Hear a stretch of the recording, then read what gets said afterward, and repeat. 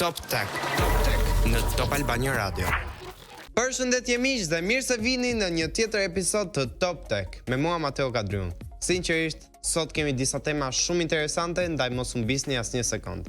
Le të nisim direkt me të parën. Rockstar sapo hodhi bombën. GTA 6 vjen me 26 maj 2026. Po, e dëgjuat saktë. Një vit më vonë se sa pritej.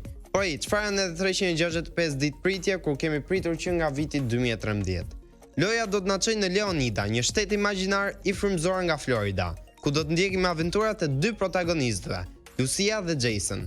Një Bonnie dhe Clyde modern, por me më shumë tatuazhe dhe më pak moral. Rockstar premton një map më të madh dhe më të gjallë se kurrë më parë. Nga plazhet me rërë të bardhë deri te moçalet e rrezikshme. Do të kemi gjithçka.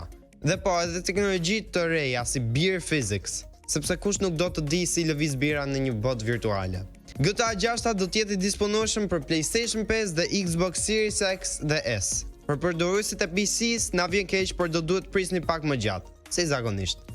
Pra përgatituni për një aventurë të re në botën e krimit, ku çdo kthes sjell një surprizë dhe çdo mision është një histori më vete. Dhe mos harroni, në Leonida dielli shkëlqen, por krimi nuk flek kurrë. Navigimi në Kin tani të tregon dhe ngjyrën e semaforit dhe sa sekonda kanë mbetur. Kina sapo ka futur një veçori të re në aplikacionet e saj të navigimit. Tani, kur je në makinë, sistemi të tregon ngjyrën aktuale të semaforit dhe sa sekonda kanë mbetur deri në ndryshimin e tij. Si funksionon kjo?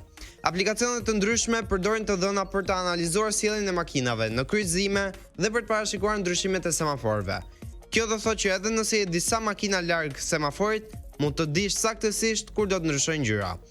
Dhe pse është e rëndësishme kjo? Kjo veçori ndihmon drejtuesit e automjeteve të planifikojnë më mirë lëvizjet e tyre, duke reduktuar ndjeshëm kohën e pritjes dhe duke përmirësuar rrjedhën e trafikut. A ka ndonjë kufizim? Në disa zona mund të mos jetë aq saktë për shkak të mungesës së të dhënave, ose ndryshimeve të papritura në funksionimin e semaforëve. Në përfundim, kjo teknologji është një hap përpara drejt një përvoje më të zgjuar dhe më të sigurt në drejtimin e automjetit. Me zhvillimin e mëtejshëm të teknologjisë dhe përmirësimin e infrastrukturës, pritet që kjo veçori të bëhet standard në shumë vende të tjera. Trump i thot Tim Cook, mos më sill me iPhone nga India, dua made in USA. Dhe ja ku nis episodi më i ri i serialit Make iPhone Great Again. Donald Trump gjatë një vizite në Katar i ka dhënë një ultimatum me stil CEO së Apple, Tim Cook. Ndalo prodhimin e iPhone-ve në Indi, dua t'i shoh të prodhuar në Amerikë. Po Tim, ai që dikur darkonte me Trump për të shmangur tarifat, e po këtë herë darka s'ka pasur minutë lehtë. Pas kësaj bisede, Trump deklaroi me bindje, Apple do të rrisë prodhimin në Amerikë. Madje përmendi dhe investimin gjigant të Apple prej $500 miliardë në 4 vite, përfshirë 20.000 vende pune dhe një fabrikë serverash AI në Houston. Por ja problemi, Apple do prodhoj pjesën më të madhe të iPhone-ve për tregun amerikan në Indi, deri në fund të 2026-s. Pse? Sepse Kina nuk është më cool. Dhe India është më e lirë se një abonim Netflixi në 2006-ën.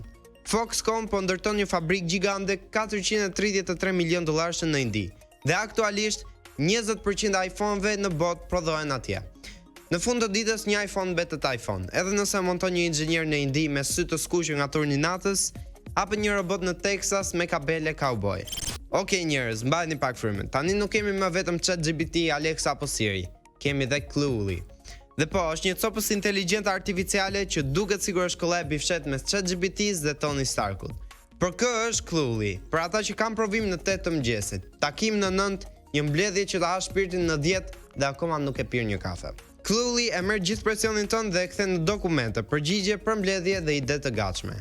Ai kupton kontekstin, e di çdo të thuash Python dhe të përgjigjesh më mirë se shefi yt kur të premton një rritje rroga.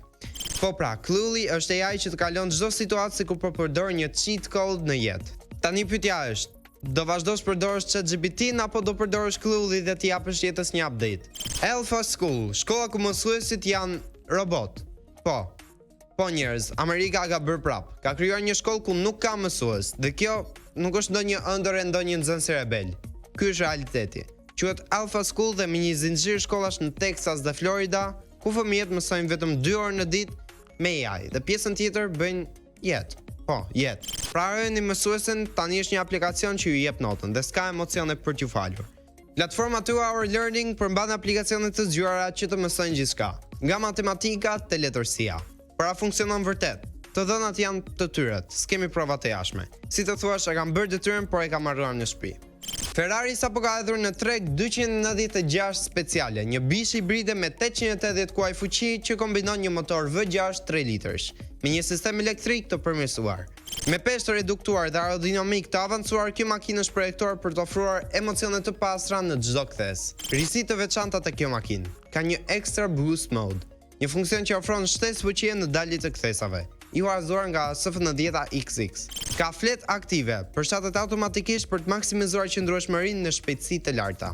Ndërsa SF90 stradale ofron një fuqi totale prej 986 kuaj fuqi me një motor V8 dhe sistem hibrid të avancuar, 296 speciale fokusohet në një përvojë drejtimi, më të rafinuar dhe më të lehtë për të menaxhuar, fal peshës më të ulët dhe teknologjisë së përmirësuar. Tani, a është e përshtatshme për rrugët e Tiranës? Në teori, po.